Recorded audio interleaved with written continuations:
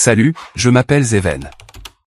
Lors du dîner le mois dernier, mon frère aîné m'a regardé droit dans les yeux et a dit, « Tu es le seul raté de cette famille. Papa et maman sont fiers de nous, pas de toi. » Ils ont tous ri. Moi non. Je suis resté assis là, silencieux. Mais au fond, j'avais déjà fait mon choix. Une semaine plus tard, ils ont tout perdu. Pas de voiture, pas de maison, pas d'argent. Et cette nuit-là, ma mère, qui avait autrefois bloqué mon numéro, m'a appelé en pleurs. Ce qui a tout changé, ce n'était pas la vengeance. C'était ce que j'avais découvert et ce qu'ils n'avaient jamais vu venir. Mais avant de vous raconter, demandez-vous, et si votre propre famille avait bâti tout son succès sur votre effacement? Crieriez-vous ou attendriez-vous? Laissez-moi vous montrer ce que j'ai fait et comment le silence, utilisé à bon escient, peut être le cri le plus fort de tous. Je suis arrivé dans l'allée quelques minutes en avance, mes pneus crissant doucement sur le chemin de gravier bordé de haies impeccables. La maison Harper se dressait comme toujours, colonne peinte en blanc, fenêtres surdimensionnées, le tout criant la tradition du Sud, et en dessous de tout cela, un froid qui pouvait vous glacer jusqu'aux os. Je portais un plat de cuisson recouvert de papier d'aluminium, un gobelet aux pêches, encore chaud. Je l'avais fait moi-même. Je n'en avais rien dit dans le groupe de discussion familiale. Je l'avais juste apporté. Ma petite offrande de paix. Quand je suis entré dans le vestibule, l'odeur de rôti de bœuf, de pain de maïs et de quelque chose d'agrumé flottait dans l'air. Des rires résonnaient de la salle à manger. J'ai aperçu Everett à travers l'arche, versant du vin comme s'il possédait l'endroit. Peut-être qu'il le possédait maintenant. Zeven, m'a appelé ma mère depuis la cuisine, sans daigner lever les yeux de ce qu'elle remuait dans une casserole. Tu es en avance. Pose ça où tu veux. J'ai posé le gobelet sur le bord du comptoir à côté d'un gâteau acheté en magasin.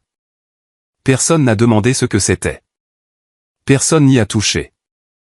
Je suis entré dans la salle à manger et quelque chose m'a immédiatement paru étrange. Ma place habituelle, la 4e en partant de la tête de table, avait disparu. Littéralement disparu. Pas déplacé, juste pas là. À sa place, un espace gênant entre deux chaises. Je suis resté là une seconde, jusqu'à ce que ma nièce Ava, environ 12 ans, lève les yeux de son téléphone et murmure « Oncle Zeven essaie toujours tellement ». Sa mère l'a fait taire d'un regard vif. Finalement, Everett a désigné du menton une chaise à l'extrémité, au-delà des cousins et des petits-enfants. « Tu peux prendre celle-là » a-t-il dit avec désinvolture, comme si j'étais l'oncle éloigné dont il se souvenait à peine. J'ai hoché la tête, me suis assis et j'ai souri poliment. Je n'ai pas touché au vin. Le dîner a continué, rempli de bavardages auxquels je ne participais pas. Nouvelle promotion, rénovation de maison, classement des écoles privées. J'ai coupé ma nourriture en silence, hochant la tête de temps en temps. J'ai essayé de croiser le regard de mon père une fois, mais il a juste regardé au-delà de moi, comme si j'étais un meuble. Puis vint le moment où Everett a levé son verre, s'éclaircit la gorge comme s'il était à une remise de prix d'entreprise. Levons nos verres, a-t-il annoncé au vrai succès de cette famille. Ceux qui ont travaillé dur, bâti quelque chose de solide, pas comme Zeven, qui court encore après les rêves comme un adolescent. La table a éclaté de rire. Ma mère a gloussé derrière sa serviette en tissu. Papa a esquissé un demi-sourire paresseux et a siroté son merlot comme s'il regardait une rediffusion. Je n'ai pas bougé. Ma main est restée parfaitement immobile autour de la tige de mon verre. À l'intérieur, ça brûlait, mais mon visage était inexpressif. J'ai regardé la nappe, bleu marine avec des bords cousus.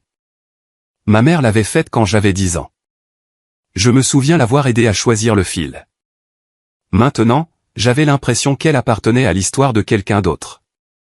Personne n'a rien dit pour briser le silence. Le dîner a continué. Personne ne s'est excusé. Personne n'a même cligné des yeux. Une fois les assiettes débarrassées, Everett est venu me tendre une petite boîte en carton. Trouvez ça dans le garage de papa. Je pensais que tu voudrais récupérer ton petit trophée. À l'intérieur se trouvait un morceau de métal tordu et poussiéreux de mes années de piste au lycée. J'avais oublié jusqu'à son existence. Apparemment, tout le monde l'avait oublié aussi, jusqu'à ce qu'il devienne un accessoire dans le petit théâtre de ce soir. Ils sont passés au dessert, pas le mien, bien sûr. Personne ne l'avait même découvert. Je me suis levé, j'ai ramassé les verres vides sans un mot. Personne ne m'a arrêté. Personne n'a aidé. Je n'étais pas un invité. Je n'étais pas de la famille. J'étais toléré. Après avoir rincé les verres, je suis sorti par la porte de derrière, évitant les au revoir. Dans l'allée, je me suis appuyé contre ma voiture et j'ai sorti mon téléphone. Je n'ai envoyé de SMS à personne. Je n'ai appelé personne. Je me suis contenté de fixer l'écran de verrouillage, une photo de famille d'il y a 10 ans. Nous tous. À l'époque où je pensais avoir encore une place à cette table. J'ai murmuré pour moi-même, juste assez fort pour que ça résonne sur le pare-brise. Il croit vraiment que je resterai toujours aussi silencieux. Je n'ai pas beaucoup dormi cette nuit-là. Après le dîner à la propriété des Harper, je suis rentré chez moi et je me suis assis sur le bord de mon lit, toujours dans ma chemise à col, fixant le même point sur le mur pendant plus d'1 heure. Je n'étais pas en colère, pas de la manière dont les gens pensent. Ce n'était pas du feu ou des cris. C'était plus silencieux que ça, comme s'asseoir dans de l'eau immobile, regardant les ondulations disparaître. 2 jours ont passé. La pluie de printemps est revenue, tapant doucement contre les fenêtres de mon appartement à South Charlotte. J'habite dans une petite unité, rien de luxueux, mais c'est la mienne. Je garde les choses rangées, prévisibles, silencieuses. Ce matin-là, j'ai nourri le poisson rouge que j'avais appelé Harper. Une blague peut-être, ou un rappel. Il m'a regardé à travers le verre comme s'il en savait plus qu'il ne le devait. J'ai laissé tomber quelques granulés, puis je suis resté là plus longtemps que d'habitude, observant le petit bonhomme nager en cercle lent. La porte de mon réfrigérateur a grincé en s'ouvrant. À l'intérieur, quelques œufs, une couple de pommes et une demi-bouteille de lait d'avoine. Je n'étais pas fauché, juste désintéressé. Quand votre estomac est noué par de vieilles blessures, la nourriture ressemble à une corvée. Je suis retourné au petit bureau près de la fenêtre. Il y avait une liste collée à côté de la lampe, des choses que j'avais écrites il y a des mois pour rester concentré quand tout le reste devenait bruyant. Toutes portaient une croix sauf une, courrier, l'enveloppe. J'ai regardé ces mots pendant un long moment. Le souvenir est revenu comme à l'appel. L'été dernier, au bureau de l'avocat. Je suis passé sans annonce pour signer des documents pour une bourse que je mettais en place au nom de ma mère. Quelque chose qu'elle ne savait même pas encore. J'essayais de faire quelque chose de bien. C'est là que je les ai vus, Everett et papa, assis avec l'avocat spécialisé dans les successions. Ils ne m'avaient pas vu. Je suis resté dans le couloir, hors de vue, juste assez loin pour tout entendre. S'ils découvrent un jour ce que nous avons fait avec la clause de fiducie, a dit Everett en riant. Papa a reniflé. Détends-toi. Zéven ne lit pas les petits caractères. Il ne l'a jamais fait. Il est trop émotif pour les contrats. Ils ont tous deux ri alors, comme s'il s'agissait d'une blague privée qu'ils gardaient depuis des années. Je suis resté là, figé, puis je me suis retourné et je suis sorti avant qu'ils ne me repèrent. De retour dans le présent, j'ai fouillé dans le tiroir du bas de ma classeur, j'ai sorti le dossier que je n'avais pas touché depuis des mois. À l'intérieur, chaque pièce du puzzle.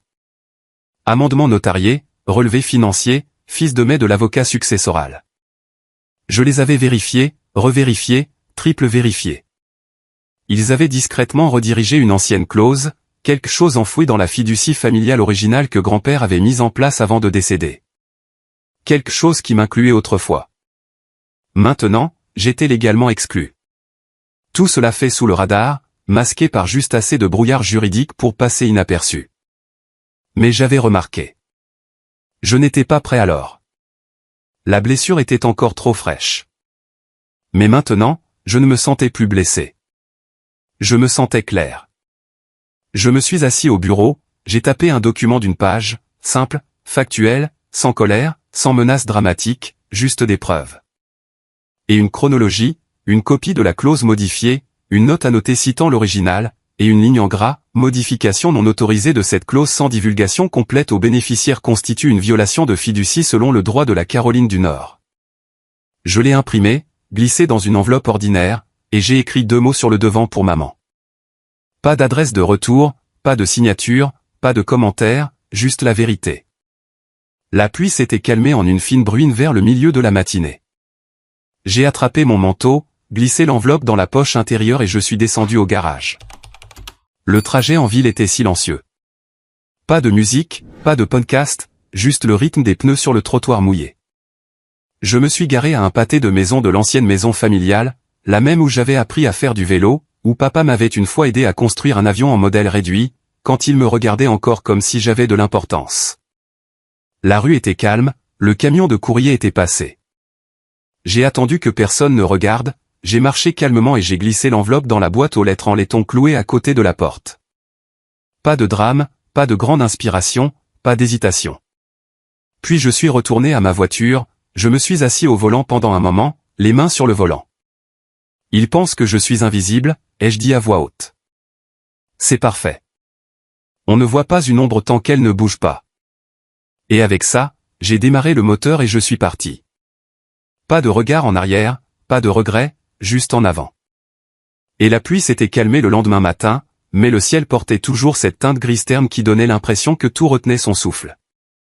J'ai vaqué à mes occupations comme d'habitude.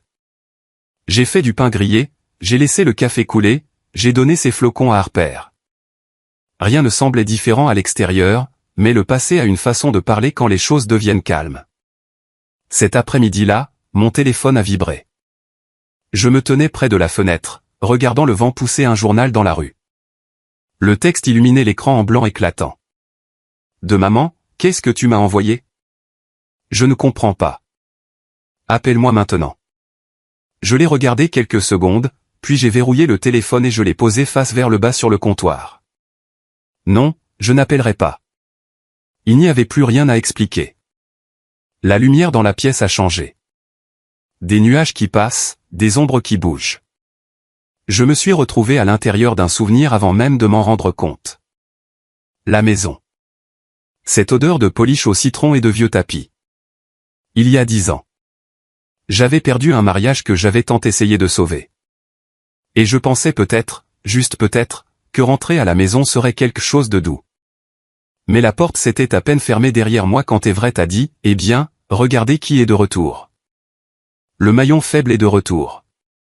Papa n'a même pas levé les yeux de son fauteuil. « Ne t'attends pas à de l'aide, a-t-il dit comme s'il l'avait répété. Tu casses, tu répares. Je me souviens être resté dans la cuisine cette nuit-là, tenant un verre d'eau à 2 mains juste pour arrêter mes tremblements. Maman est entrée. Elle s'est appuyée contre le comptoir, les bras croisés. Tu n'étais tout simplement pas fait pour la compétition de cette famille, a-t-elle dit doucement, comme si elle me laissait tomber gentiment. Cette phrase n'est pas venue avec des voix élevées. Personne n'a rien jeté, mais cela a brisé quelque chose en moi qui ne s'est jamais complètement refermé. J'ai quitté le souvenir comme on sort d'un brouillard. Le parc était calme. Un petit chemin serpentait le long d'un ruisseau, et je l'ai suivi lentement. Devant, il y avait une famille. 3 enfants, 2 parents, une grande couverture étendue avec des sandwichs et des jus. Ils riaient de quelque chose, complètement perdus dans leur propre bulle de joie. Et cela m'a frappé en plein dans la poitrine. Ce n'était pas l'héritage. Il ne s'agissait même plus de la clause de fiducie. Ce qui faisait le plus mal, c'était la façon dont ils m'avaient dépeint. Comme si j'étais né défectueux. Comme si l'amour et la chaleur étaient des choses auxquelles je ne qualifiais pas tout à fait. Je suis devenu leur bouc émissaire émotionnel. La preuve qu'on pouvait aimer quelqu'un moins, juste parce qu'il ne jouait pas votre jeu. De retour à mon appartement, j'ai retiré mes chaussures et je suis allé directement à la petite étagère où je gardais des souvenirs divers, dont la plupart portaient des souvenirs trop lourds pour être exposés, mais trop douloureux pour être jetés. Caché derrière un vieux gant de baseball se trouvait le métal qu'Everett m'avait rendu il y a quelques anniversaires, toujours tordu de quand il l'avait jeté dans un tiroir des années auparavant. Il portait encore le nom de famille sur le ruban comme s'il ne m'appartenait plus. Je l'ai tenu un moment, puis je l'ai posé. Je n'ai ressenti aucune rage, même pas de tristesse, juste une fatigue claire. Je suis retourné à mon bureau, j'ai ouvert l'ordinateur portable et j'ai créé un nouveau dossier. Lignée, copie propre. Pas de drame, juste de la structure. À l'intérieur, j'ai commencé à déplacer des choses. Documents que j'avais rassemblés, capture d'écran, papier notarié, enregistrements vocaux. Ne plus les laisser définir ce qui était réel. Ne plus attendre que quelqu'un valide ma version des événements. Il ne s'agissait pas de représailles. Il s'agissait de vérité. Après avoir organisé quelques dossiers, je suis allé à la cuisine pour me faire du thé. En ouvrant le tiroir pour prendre une cuillère, ma main a effleuré quelque chose de plié dans le coin arrière. C'était la vieille serviette cousue bleu marine d'un brunch familial il y a des années. Je l'avais fourrée dans la poche de ma veste par accident après avoir aidé à débarrasser la table. Elle était trop belle pour être confondue avec une serviette jetable. J'avais l'intention de la rendre, mais je ne l'ai jamais fait. Je l'ai dépliée lentement, passant mon doigt le long de l'ourlet, retraçant les petites coutures soignées que ma grand-mère cousait elle-même. Elle était décédée 2 hivers auparavant. La serviette portait encore une légère odeur de son savon pour les mains au citron. Je n'ai rien dit, je l'ai juste tenue un moment plus long que nécessaire, puis je l'ai pliée soigneusement et remise à sa place. L'air semblait plus lourd maintenant, comme si l'orage n'était pas passé. Il avait juste tournoyé. Le passé n'avait pas fini de murmurer. Et à la fin de la semaine, j'ai appris que je n'étais pas le seul qu'ils avaient écarté trop tôt. Et le jeudi après-midi s'est déroulé lentement et collant, le genre de chaleur de Caroline qui s'accroche à votre peau, même à l'ombre. J'étais près du centre-ville, tuant le temps avant mon passage au bureau du greffier du comté. Il y avait un petit café à côté d'une librairie d'antiquités. L'un de ces endroits qui sentaient toujours la cannelle et les livres de poche. Je suis entré principalement pour la climatisation, mais je suis resté parce que quelque chose semblait calme. La file avançait lentement. Derrière le comptoir, une jeune femme aux boucles brunes attachées en un chignon lâche essayait de tenir le coup. Elle s'essuyait les yeux entre les commandes, clignant des yeux intensément comme si chaque larme était une trahison. Je ne voulais pas m'immiscer, mais quand j'ai atteint le comptoir, je lui ai fait un petit signe de tête et j'ai dit « Journée difficile ». Elle a lâché un rire. L'un de ces rires secs et amers qui viennent d'un endroit fatigué. On pourrait dire ça, a-t-elle marmonné, enregistrant ma commande. Désolé, juste des trucs de famille. Je n'ai pas insisté, j'ai juste glissé un 5 $ dans le pot à pourboire et j'ai attendu au bout du bar. Et quelques minutes plus tard, elle est sortie de derrière le comptoir et s'est assise à une table près de la fenêtre, retirant son tablier comme s'il pesait 100 livres. Pause, a-t-elle appelé doucement à sa collègue, qui a hoché la tête sans lever les yeux. J'ai pris mon café et je me suis assis à quelques mètres, ne voulant pas m'immiscer, mais ne pouvant pas non plus partir. Elle a jeté un coup d'œil. Vous avez jamais eu une de ces semaines où vous avez l'impression d'être effacé? Je l'ai regardée, curieux. Plus d'une fois? Elle a expiré puis a dit, ma grand-mère est décédée le mois dernier. Je me suis occupé d'elle les 2 dernières années, j'ai déménagé, j'ai mis mes études en attente, j'ai même démissionné pour être là à plein temps. Elle m'a laissé un petit fonds dans son testament. Rien de fou, juste de quoi me remettre sur pied. Ses yeux se sont embués. Maintenant, mon oncle me poursuit en justice. Il dit que je ne le mérite pas.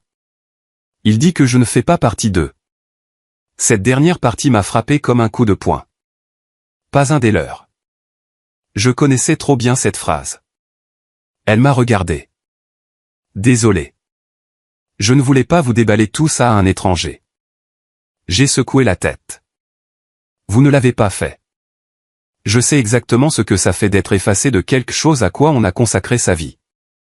Nous sommes restés silencieux un moment, tous deux regardant une famille passer dehors.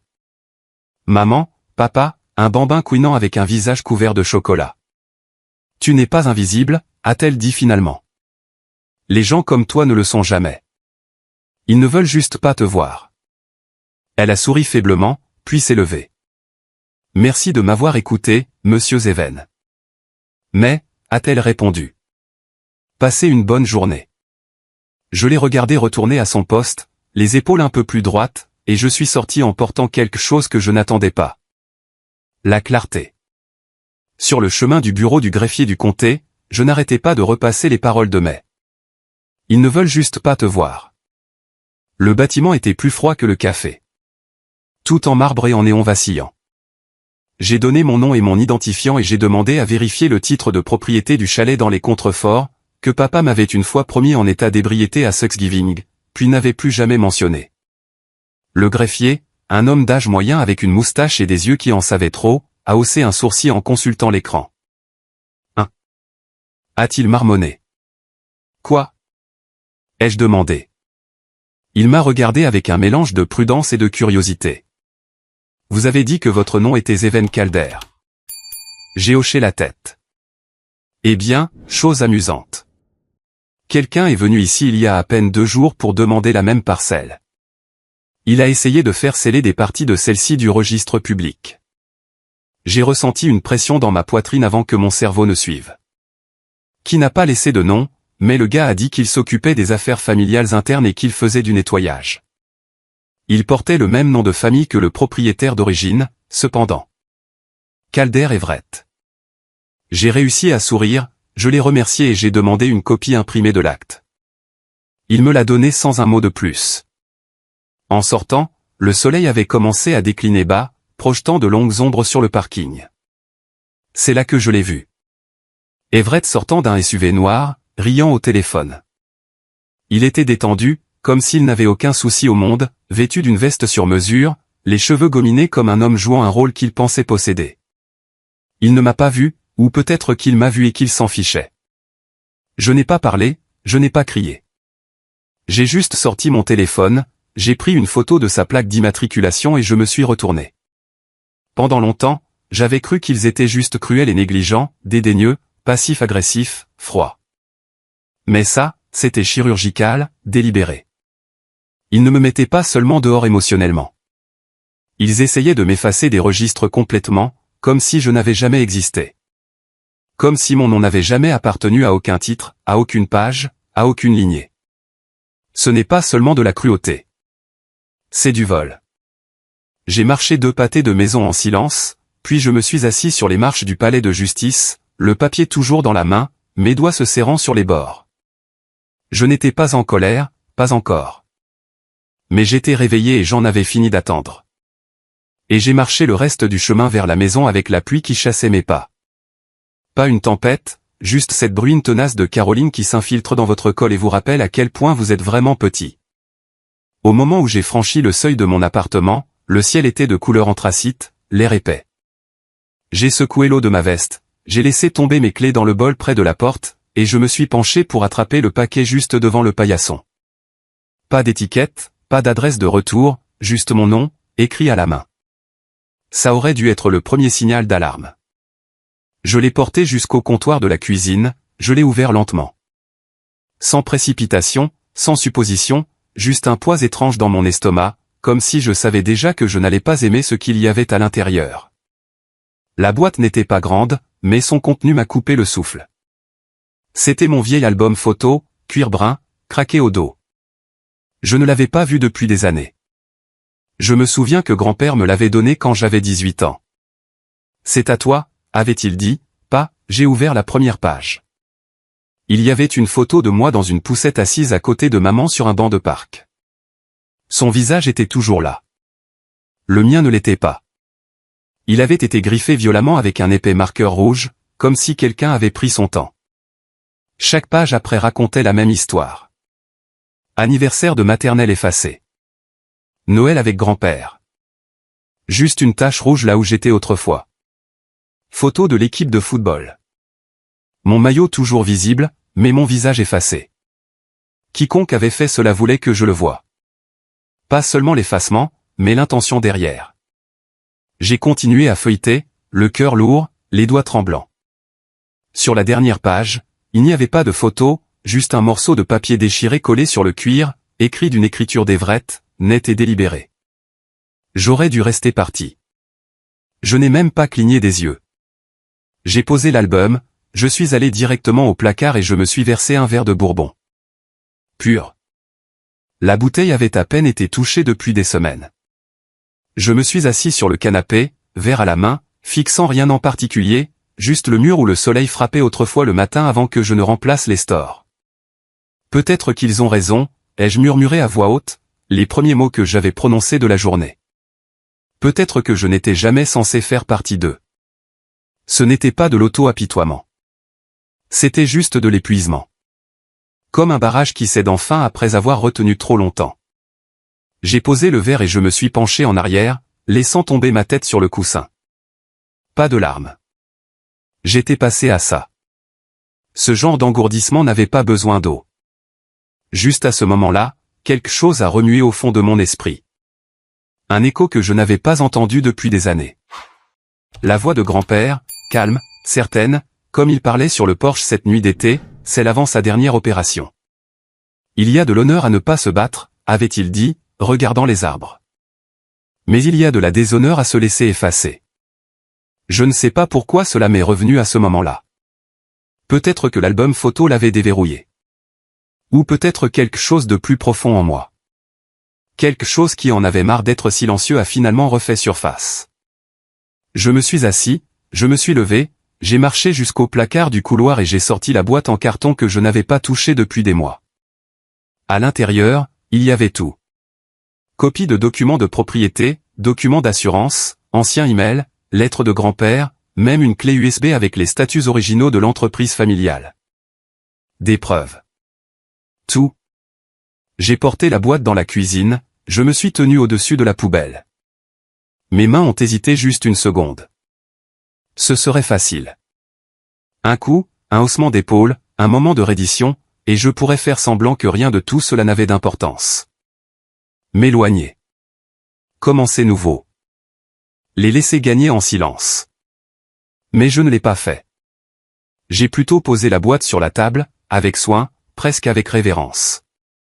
Puis je me suis assis dehors. La pluie s'est intensifiée, tapant contre les fenêtres en un rythme régulier. Je n'ai pas allumé la télévision, je n'ai pas touché mon téléphone jusqu'à ce qu'il s'allume tout seul. Un message vocal, numéro inconnu. Je l'ai écouté sur haut-parleur, m'attendant à du spam ou pire, un message vantard d'Everett. Mais la voix à l'autre bout était plus âgée, familière. « Monsieur Zeven », a dit l'homme, presque en chuchotant. « C'est Ray Ellison. J'ai travaillé avec la succession de votre grand-père. Quelque chose est sorti lors de l'audit et cela ne me semble pas correct. Vous voudrez peut-être me rappeler. » Discrètement. Clic. J'ai regardé le téléphone comme s'il avait parlé en langue. Ray Ellison. Je n'avais pas entendu son nom depuis près de 10 ans. Pour autant que je sache, il était à la retraite, vivant quelque part à Asheville. Pour qu'il me contacte maintenant, sorti de nulle part, ce ne pouvait pas être une coïncidence. Je me suis penché en arrière, les yeux levés au plafond. Alors, ils ne me coupaient pas seulement. Ils enterraient les choses discrètement, négligemment. Peut-être que je n'étais pas censé le découvrir, mais je l'avais fait. Et je n'étais pas le même homme qu'ils pensaient que j'étais. Plus maintenant. Leur pardon ne les empêchera pas. Ils n'étaient pas intéressés par la paix. Ils voulaient l'effacement. Ils voulaient le silence. Eh bien, je n'avais pas prévu de vengeance. J'ai prévu un règlement de compte. Cette pensée est restée avec moi toute la nuit. Pas fort, pas en colère, juste stable, comme le tic-tac de la vieille horloge dans le bureau de grand-père. Pour la première fois depuis des semaines, j'ai dormi sans me réveiller en sueur. Pas de rêve tordu, pas de voix lointaine m'appelant inutile, juste le sommeil. Au lever du soleil, j'étais déjà douché, habillé et buvant mon premier café de la journée. C'était un samedi calme, le genre que les gens réservent habituellement pour le jardinage et les listes de courses. Pas moi. À 8h15, j'étais déjà garé devant un dîner décoloré caché derrière une station-service juste à côté de l'autoroute 74. Le genre d'endroit où les serveuses vous appellent encore, hein, et où le café a un goût d'avoir été brassé depuis la semaine dernière. Je l'ai repéré à travers la fenêtre avant d'entrer. Monsieur Carson, chemise blanche rentrée dans un pantalon, blazer trop formel pour un endroit comme celui-ci. Il était assis dans une banquette tout au fond, sirotant une tasse tiède de quelque chose de brun. Il avait l'air plus âgé que je ne m'en souvenais, bien que nous n'ayons pas parlé depuis près de 10 ans. Il s'était occupé de partie de la succession de grand-père avant de prendre sa retraite. Toujours silencieux, toujours vif. « Zeven », a-t-il dit en m'asseyant en face de lui. « Tu es en avance. »« Toi aussi », ai-je répondu, gardant ma voix égale. Il n'a pas souri. Au lieu de cela, il a glissé sous la table et a sorti une enveloppe manille ordinaire, scellée et épaisse. « Ils ont utilisé ton nom », a-t-il dit. Je n'ai pas cligné des yeux. Sur quelles transactions immobilières, instruments de dette, une fondation écran appelée Arbor Vine Legacy Fund. Ils déplacent des actifs sous ton nom depuis l'année suivant le décès de ton grand-père. Tout est propre en surface, mais dès que cela est audité, c'est toi qui tiens le sac. La serveuse est apparue avec une cafetière, mais je l'ai fait signe de partir. Carson ne l'a même pas remarqué. Je pensais qu'il m'avait juste mis de côté, ai-je dit lentement. Mais il m'utilise depuis tout ce temps. Il a hoché la tête une fois. Exactement. Mes mains sont restées plates sur la table. Pas de serrage, pas de panique, juste de l'écoute. Tu as la documentation? Ai-je demandé. Il a tapoté l'enveloppe. Tout est là. Originaux, copies, et une chronologie notariée. Garde-la en sécurité. Et Zeven, il a marqué une pause, la voix plus douce. S'il découvre que je te l'ai donné, je suis le suivant. J'ai croisé son regard. Ils ne l'entendront pas de moi. Nous n'avons pas beaucoup parlé après cela. J'ai laissé $20 sur la table, je suis parti sans regarder en arrière. Le ciel était à nouveau gris.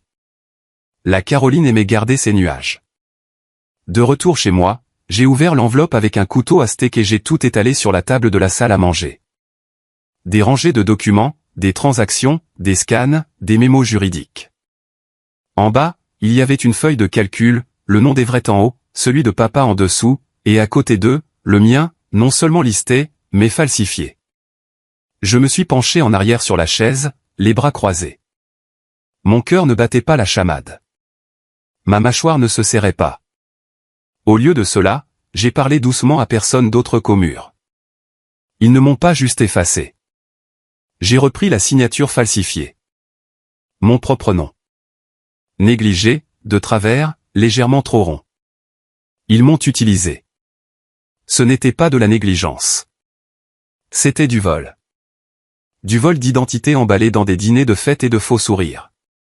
J'ai sorti mon téléphone et j'ai commencé à tout documenter, en prenant des photos, en sauvegardant des PDF, en numérisant des pages dans un nouveau dossier sur mon ordinateur portable. J'ai étiqueté chacun par nom, Everett, papa. Et puis, après une pause, un que je n'attendais pas, j'ai tapé, Léona, maman. Le curseur a clignoté pendant un moment, puis j'ai enregistré. Cet après-midi-là, j'ai pris rendez-vous avec un consultant juridique local, un vieil ami d'un ami, qui travaillait maintenant dans un bureau privé au-dessus d'une clinique dentaire. Pas de réceptionniste, pas de panneau sur la porte, juste un seul coup et un clic de l'intérieur. Vous cherchez une protection de lanceur d'alerte, a-t-il demandé après les présentations. Je cherche des options, ai-je dit. Mais oui, je veux savoir ce que je peux dénoncer et ce qui m'empêche d'être enterré pour ça. Il a feuilleté un dossier, silencieux pendant un moment. Pourquoi ne pas simplement rendre public? Conférence de presse des médias locaux. Tout dévoilé. J'ai secoué la tête. Il ne s'agit pas de honte. Il s'agit de précision, a-t-il souri faiblement. Vous y avez trop pensé, ai-je dit. Tôt le soir, j'étais de retour chez moi. Pas de musique, pas de distraction, juste moi et l'épreuve. J'ai créé un dossier sur mon bureau. Cendre 76. Chaque scan, chaque mémo vocal, chaque reçu signé. J'ai tout téléchargé, vérifié chaque fichier, puis téléchargé une deuxième copie dans un cloud sécurisé, imprimé des sauvegardes, mis dans un classeur verrouillé dans la chambre. J'ai même déterré le vieux coffre unifuge de grand-père dans le placard, les dépoussiéré, changé la combinaison, glissé une clé USB à l'intérieur, et fermé. Au moment où j'ai fermé mon ordinateur portable, il était presque minuit. L'appartement était silencieux. Pas de bourdonnement de machine, pas de bruit des voisins, juste le silence. Et pas le genre qui semble vide, le genre qui semble mérité. Je me suis allongé sur le canapé, les bras derrière la tête. Et pour la première fois depuis que tout cela a commencé, mon corps s'est détendu. Pas de pensée bourdonnante, pas de honte, pas besoin de permission pour exister. Ils pensaient que je reconstruisais ma vie en silence. Ils ne savaient pas que je reconstruisais leur chute. Dès dimanche matin, j'avais repassé la dernière de mes chemises et vérifié le dossier dans le siège passager au moins 3 fois. Le ciel était d'un bleu sans nuages, trompeusement paisible. C'était le genre de matin qui semblait rassembler les gens. Ce qui en faisait le moment idéal pour arracher le masque de tout ce qu'ils avaient construit. Je me suis garé sur le parking de l'église 15 minutes avant le brunch annuel d'honneur de la famille, un événement qu'ils organisaient chaque premier dimanche de juillet pour célébrer l'héritage, la loyauté et la lignée. J'avais l'habitude d'assister à ces rassemblements comme un fantôme à la table. Aujourd'hui, je ne serai pas invisible. Le service s'est terminé juste avant 11 heures. Alors que les gens sortaient dans la cour, se serrant la main et offrant des sourires répétés, j'ai gardé mes distances. J'ai vu Everett près des marches, entouré de cousins et de membres du conseil d'administration, riant comme s'il n'avait pas mal utilisé une seule miette du nom de quelqu'un d'autre. Papa et Léona se tenaient près de la fontaine, radieux comme jamais, absorbant les compliments sur leur vision de l'avenir de la famille. Pas un regard vers moi, comme prévu. De là, la plupart d'entre nous ont pris la courte route jusqu'au country club, où la salle de banquet privé était déjà dressée. Nappe en lin, couvert poli, marque-place pliée en petits triangles nets. Mon nom était correctement orthographié pour la première fois depuis des années. Dommage que quelqu'un ait fait des efforts supplémentaires juste pour préparer le terrain de leur propre perte. J'ai pris place à mi-hauteur de la table. Everett était à la tête, flanqué de nos parents. Les serveurs se déplaçaient autour de nous avec une efficacité maîtrisée, posant des verres d'eau pétillante et de petites assiettes de saumon fumé. Everett a tapoté son couteau contre le côté de son verre. Avant de commencer, a-t-il dit, se levant avec ce sourire de vendeur qui lui allait si bien. Je veux vous remercier tous d'être venus comme vous le faites chaque année. La famille est tout et la loyauté. C'est ce qui maintient notre fondation solide. Plusieurs têtes ont hoché la tête. Léona a souri fièrement et fermement. Papa avait l'air tellement suffisant qu'il allait éclater. J'ai attendu le moment où il a levé son verre. Puis, calmement et sans fanfare, j'ai sorti de la poche de mon manteau 3 enveloppes. Je me suis levé. Avant de lever nos verres, ai-je dit, ma voix tranchant clairement à travers le brouhaha. Je pensais que nous pourrions lever autre chose. Un peu de vérité. J'ai posé la première enveloppe devant Everett, la deuxième devant papa, la troisième glissée sur la table à Léona. Chacune scellée, estampillée et notariée. Qu'est-ce que c'est? A demandé Léona, sa voix trop douce. Juste de la lecture pour le week-end, ai-je répondu. Copie de transfert de propriété, consolidation de prêts, décaissements offshore, tout sous mon nom. Everett a ricané, mais ses doigts ont hésité alors qu'il rompait le seau. Le sourire de papa s'est estompé. La main de Léona a tremblé juste un peu alors qu'elle retirait les documents. Les pages ont bruissé, puis le silence, épais et indéniable. De l'autre côté de la table, un oncle regardait, pâle comme s'il avait vu un fantôme. Un autre cousin a reculé lentement sa chaise. L'un des alliés les plus proches d'Everett, un homme qui plaisantait autrefois sur le fait que j'étais la pièce de rechange, s'est levé et est parti sans un mot. Everett a finalement parlé. Tu cours après des ombres, Zéven. N'importe qui aurait pu fabriquer ça. Je n'ai pas bronché. J'ai simplement déverrouillé mon téléphone, j'ai appuyé sur lecture. La pièce s'est remplie de la voix d'Everett enregistrée il y a des mois dans un message vocal qu'il n'avait pas voulu laisser. Je n'arrive pas à croire que Zéven n'ait toujours pas compris. Nous avons utilisé son nom pour les documents de fiducie et il court après des diplômes en philosophie. Ce type signe pratiquement sa propre responsabilité. Sa voix, ses mots, son erreur. Les fourchettes se sont figées en plein vol. Les verres sont retombés sur la table, intacts. Le son s'est arrêté et l'air a gardé une quiétude si vive qu'elle aurait pu trancher l'acier.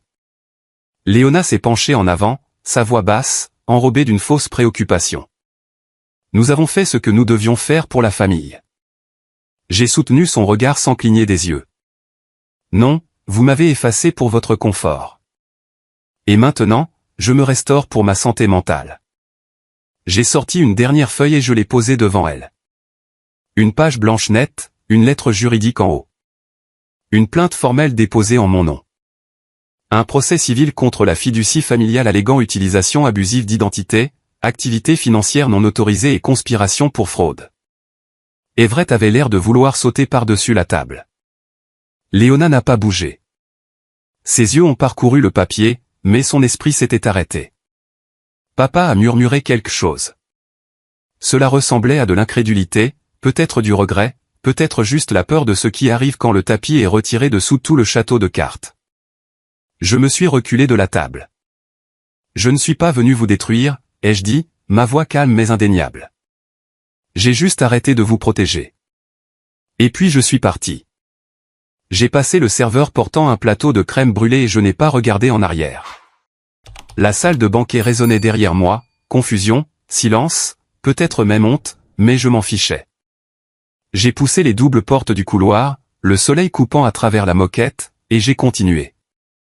Quand je suis arrivé au parking, le poids qui pesait sur ma poitrine depuis des années, il n'était plus là. Juste au moment où j'atteignais ma voiture, j'ai entendu la porte s'ouvrir à nouveau. Des pas derrière moi. La voix d'Everett, vive et rapide.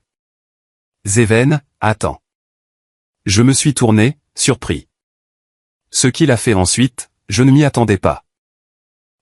Everett, m'a suivi sur le parking. Ses pas étaient rapides, irréguliers, furieux. Je ne me suis pas retourné. J'ai juste attrapé mes clés, gardant mon rythme régulier, le cœur calme. Mais avant que je puisse ouvrir la portière de la voiture, une main s'est posée sur mon épaule et m'a tiré en arrière. Tu crois que c'est fini? A-t-il sifflé, son visage à quelques centimètres du mien. Tu as tout gâché. Il m'a poussé fort contre le côté de ma voiture. Le choc a résonné dans mon dos et ma poitrine. Je n'ai pas bougé, pas cligné des yeux. Je l'ai regardé droit dans les yeux. Pas de colère, pas d'arrogance, juste le regard calme de quelqu'un qui avait fini d'avoir peur. Tu as cherché ça, ai-je dit doucement. Du coin de l'œil, j'ai vu le valet, un jeune homme peut-être dans la vingtaine, se figer à mi-chemin avec une série de clés à la main, ses yeux fixés sur la prise d'Everett sur mon col. Une seconde plus tard, il a sorti son téléphone et a commencé à filmer. Everett l'a remarqué trop tard. Il a lâché, reculant, sa bouche s'ouvrant et se fermant comme s'il se souvenait soudain où il était. Tu crois qu'ils te croiront plus qu'à moi? A-t-il aboyé. Tu crois que quelqu'un se soucie de ce que tu dis? J'ai jeté un coup d'œil au valet. Peut-être pas, mais ils croiront les images. Les 5 minutes suivantes ont été un flou. Un responsable est sorti de l'entrée du club, suivi de 2 agents de sécurité. Je suis resté calme, j'ai donné un simple compte rendu de ce qui s'était passé. Le valet a remis la vidéo sans hésiter. Quelqu'un a appelé la police. Au moment où la voiture de police est arrivée sur le parking, Everett s'était écarté et avait essayé de se recomposer, ajustant ses poignets comme s'il était juste un autre invité de brunch fortuné légèrement incommodé. Mais quand l'officier a demandé « Vous êtes Zéven Harper ?» Et j'ai répondu « Oui, monsieur ». Toute l'atmosphère a changé. Ils ont écarté Everett, lui ont posé quelques questions, puis lui ont demandé de s'asseoir à l'arrière de la voiture de patrouille. Il n'a pas résisté, mais le regard sur son visage, c'était la première fois que je voyais une vraie peur dans ses yeux. Pas de colère, pas d'arrogance, juste la prise de conscience naissante que le contrôle lui avait échappé. Je ne suis pas resté pour le reste. J'ai hoché la tête poliment aux officiers, j'ai remercié le valet, et je suis rentré chez moi en silence. Léona a appelé cet après-midi-là 2 fois. Je n'ai pas décroché. Un 3e appel est venu d'un des anciens partenaires commerciaux de papa, suivi d'un SMS vague disant « Gardons ça en famille ». Le message était clair. De l'argent était offert. L'image devait être protégée. La machine de nettoyage tournait vite, mais pas assez vite, car le lundi matin, un titre est apparu sur un petit site d'actualité en ligne. Sources disent que Zéven Harper a un long historique d'instabilité émotionnelle. L'article était vague, construit sur des murmures et de faibles insinuations. Pas de source nommée, pas de faits solides, mais je reconnaissais le langage. Il venait du même cabinet de relations publiques qu'Everett avait un jour vanté lors d'un voyage de golf, quand il ne savait pas que j'étais dans la pièce. Ce sont les meilleurs, avait-il dit à l'époque. Si vous voulez que quelqu'un soit effacé sans lever le petit doigt, appelez-les. Et maintenant, ils étaient là, essayant de me discréditer juste assez pour brouiller les pistes, jeter une ombre sans verser de sang. Classique. Mais je n'étais pas déstabilisé. Je n'avais pas besoin de crier. Au lieu de cela, je me suis habillé calmement ce matin-là et je suis allé au palais de justice, pas pour porter plus d'accusations, pas pour faire une scène publique, mais pour discrètement déverrouiller quelque chose que je gardais depuis des mois. Dans le bureau du greffier, j'ai rencontré monsieur Lenders, le vieil avocat de la succession de grand-père. Nous nous sommes assis dans une pièce séparée pendant qu'il faisait glisser une enveloppe marron sur la table. Il n'a pas dit grand-chose, juste, c'est le moment. J'ai hoché la tête. Le document à l'intérieur était net, une page. La signature de grand-père en bas, datée 3 ans avant son décès. Si un membre de ma famille, directement ou indirectement, tente de diffamer ou de discréditer le nom de Zéven Harper, que ce soit par les médias, des manœuvres juridiques ou des canaux privés, le reste de ma succession, y compris toutes les réserves d'urgence, sera transféré au fonds de secours médical pour enfants au nom de Zéven Harper. Je l'avais lu auparavant, mais le voir à nouveau avec tout ce qui venait de se passer a eu un impact différent. Monsieur Lenders l'a plié soigneusement et a dit, « J'enverrai l'avis à l'avocat de la fiducie familiale cet après-midi. » Discrètement, l'ai-je rappelé. Il a hoché la tête. Bien sûr. Avant de partir, je me suis arrêté devant la salle d'audience vide au bout du couloir. Je suis juste resté là un moment, le silence m'avalant tout entier. J'ai atteint la poche intérieure de mon manteau et j'ai sorti la petite boussole en bronze que grand-père m'avait donnée quand j'avais 16 ans. Elle était toujours rayée, toujours obstinément penchée, mais d'une manière ou d'une autre, elle se remettait toujours au nord. Toujours pointant vers le nord, hein? Ai-je murmuré. Et pour la première fois depuis longtemps, je ne me sentais pas perdu.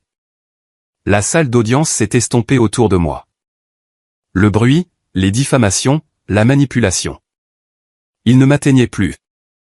Ils ont essayé de m'humilier. Ils ont essayé de m'effacer. Mais maintenant, je ne faisais pas que rester debout. J'étais ancré. Ils ont perdu l'argent. Ils ont perdu leur emprise. Mais ce que j'ai fait ensuite les a fait perdre leur voix. Et 2 semaines se sont écoulées. La nouvelle s'était répandue discrètement mais complètement. L'agression d'Everett, les retombées du procès, et la clause de fiducie frappant comme une avalanche lente mais certaine. Je n'avais pas prévu de revenir. Mais ensuite, j'ai reçu un court message d'un ancien employé de la succession. Il vide la maison. Reprise bancaire. Je pensais que tu voudrais savoir. Alors ce matin-là, juste après le lever du soleil, je suis parti seul. Pas d'avocat, pas de caméra, juste moi. Le vieil domaine familial se tenait immobile, gris sous un ciel ardoisé. Pas de lumière, pas de voix. La grille en fer forgé pendait ouverte, rouillée là où l'écusson familial avait autrefois brillé. Je me suis garé le long de l'allée courbe et je suis descendu. Le gravier craquait sous mes chaussures, plus fort que je ne m'en souvenais, peut-être parce que personne d'autre n'était là pour faire du bruit. Un camion de déménagement était garé dans la cour avant. 2 hommes sortaient ce qui ressemblait à un canapé enveloppé de plastique. L'un m'a fait un signe de tête. J'ai hoché la tête en retour. Il n'a pas demandé qui j'étais. Il n'avait pas à le faire. La porte d'entrée était entr'ouverte, alors je suis entré. L'air à l'intérieur était plus froid qu'à l'extérieur, stérile, comme si la maison avait déjà oublié. Elle avait autrefois été pleine de voix. Les meubles avaient disparu. Les œuvres d'art avaient été arrachées des murs. Même les tapis avaient été roulés et emportés. Les planchers résonnaient à chaque pas que je faisais. Je me suis déplacé lentement dans le couloir, passant devant le bureau où papa m'avait appris à jouer aux échecs, devant le vieux coin petit déjeuner où maman avait l'habitude de siroter son café avec ce regard distrait dans les yeux.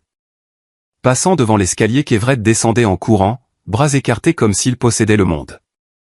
Et puis je l'ai vu, face contre terre près de la cheminée, un cadre brisé. Je me suis penché et je l'ai ramassé. Le verre était fissuré en diagonale, mais je pouvais encore voir la photo en dessous. C'était il y a des années. Une réunion de famille, je crois. Tout le monde y était. Papa, Léona, Everett, mes cousins. Mais mon coin avait été découpé, littéralement. Quelqu'un avait coupé la partie où j'étais autrefois. Je n'ai pas bronché. Je n'ai pas tremblé. J'ai retourné le cadre dans mes mains, je l'ai étudié un instant, puis je l'ai doucement reposé contre la base de la cheminée. Je n'étais plus en colère, juste fini. En sortant, je me suis arrêté près de la grille avant, où l'ancienne boîte aux lettres pendait toujours légèrement de travers sur le poteau en bois. Le ruban adhésif était toujours là, le même ruban adhésif qu'ils avaient utilisé il y a des mois pour bloquer les avis légaux avec mon nom. Je l'ai retiré. La colle avait séché et craqué, presque comme si elle n'avait jamais été censée durer. Puis j'ai sorti un papier plié de la poche de mon manteau, une impression de la clause de fiducie de grand-père, celle qui avait tout changé, et je l'ai glissée à l'intérieur de la boîte. Pas de mots, pas de signature, pas de message, juste la vérité. Vers midi, j'étais de retour à la maison. Le soleil avait percé depuis, filtrant à travers les stores de mon bureau. Je venais de me verser une tasse de thé quand j'ai entendu le doux battement du courrier tomber dans le plateau en bois près de la porte d'entrée. Il y avait une seule enveloppe. À l'intérieur se trouvait une lettre formelle de l'avocat de la famille, différente de celle de Lenders. Celle-ci était brève, neutre en ton. En raison du déclenchement de clauses dans la fiducie Harper, disait-elle, une partie des actifs restants, liquides et fixes, a maintenant été transférée à votre nom. Les conditions ne s'appliquent plus. C'est à vous. Aucune autre défense n'est nécessaire. J'ai posé la lettre, je n'ai pas souri, je n'ai appelé personne. J'ai juste regardé par la fenêtre un moment, observant un écureuil courir le long de la clôture. Puis, sous mon souffle, j'ai dit, je ne me battais jamais pour l'argent. Plus tard cette semaine-là, j'ai fait une visite discrète à un bureau d'enregistrement d'organisation à but non lucratif au centre-ville. Ce même mois, l'initiative Harper Campus est née. Pas de communiqué de presse, pas d'annonce familiale, juste une fondation créée pour offrir des conseils juridiques et une aide financière aux personnes coincées dans le même genre de silence que j'avais vécu autrefois. Les gens qui avaient été rejetés, exclus ou honteux par leur propre sang. J'ai embauché 2 personnes qu'Everett avait une fois moquées lors d'une réunion de présentation. Il avait traité l'une de poids mort et avait dit à l'autre qu'elle n'avait pas de mordant. Ce furent les premiers que j'ai appelés. Ils n'ont pas demandé mon nom de famille. Un après-midi, alors que nous examinions la documentation, l'un des stagiaires m'a demandé, « Pourquoi avez-vous créé cela ?» Je veux dire, vous n'avez pas besoin de le faire. Je me suis penché en arrière, les ai regardés dans les yeux et j'ai dit simplement, parce que personne ne devrait avoir à crier pour être entendu. Ils n'ont rien dit. Ils ont juste hoché la tête. C'était suffisant. Ce soir-là, après que tout le monde soit parti, je suis resté et j'ai organisé les derniers dossiers. Le bureau était silencieux, juste le doux tic-tac de l'horloge murale et le bourdonnement du vieux chauffage qui démarrait. En fermant le tiroir du classeur, j'ai remarqué quelque chose que je n'avais pas vu depuis un moment. La vieille boussole, celle de grand-père. Elle était nichée dans un coin, reposant doucement sur un carré de toile de jute. Je l'ai ramassée. Le tissu avait un nom cousu dessus, mon nom. Il l'avait cousu lui-même. Je reconnaissais son écriture dans le fil. Je suis resté là un long moment, la tenant dans mes 2 mains. L'aiguille de la boussole était toujours vacillante, toujours imparfaite, mais comme toujours, elle finissait par pointer vers le nord. Je l'ai posée doucement sur l'étagère à côté des livres, juste au-dessus de la déclaration de mission de la fondation. Puis je suis allé à la porte, j'ai éteint la lumière et je l'ai refermée doucement derrière moi. Personne ne s'est excusé. Personne n'a appelé pour expliquer, et ce n'était pas grave. Je n'ai pas brûlé les ponts. J'ai juste arrêté de les laisser marcher sur moi. Ils ont perdu plus que de l'argent. Ils ont perdu ce qu'ils pensaient durer éternellement. Pendant que je construisais quelque chose qui me ressemblait enfin. Et pour la première fois, j'étais